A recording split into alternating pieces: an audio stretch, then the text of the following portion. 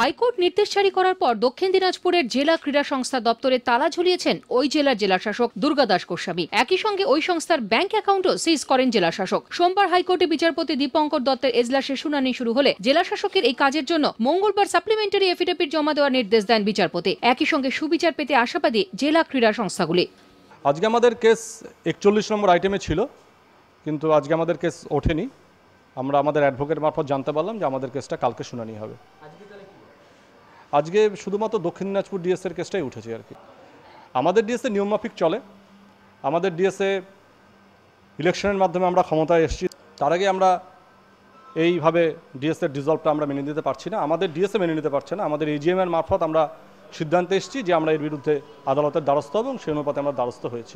আগে রাজ্য সরকারের ক্রীড়া দপ্তরের নির্দেশের বিরুদ্ধে হাইকোর্টে দ্বারস্থ হয়েছিল 6 জেলা সংস্থা। এবার মালদা জেলাও হাইকোর্টের দ্বারস্থ হতে চলেছে। একটা জিনিস হচ্ছে যে একটা জেলা ক্রীড়া সংস্থা, এটা রাজ্য সরকারের সহযোগিতা সবসময় দরকার, স্থানীয় প্রশাসনের সবসময় সহযোগিতার দরকার। এদের সঙ্গে যদি আমাদের লড়াই করে যদি টিকে থাকতে হয়, এর থেকে তার দুঃখজনক কিছু ঘটনা হতে পারে না। এই 6টা জেলার রায়ের অপেক্ষায় আছি। রায় দেখে তারপরে আমরা কমপ্লেন লজের দিকে যেতে পারি। অপেক্ষায় কারণে রয়েছে যে দেখি কি রায়টা বেরোচ্ছে।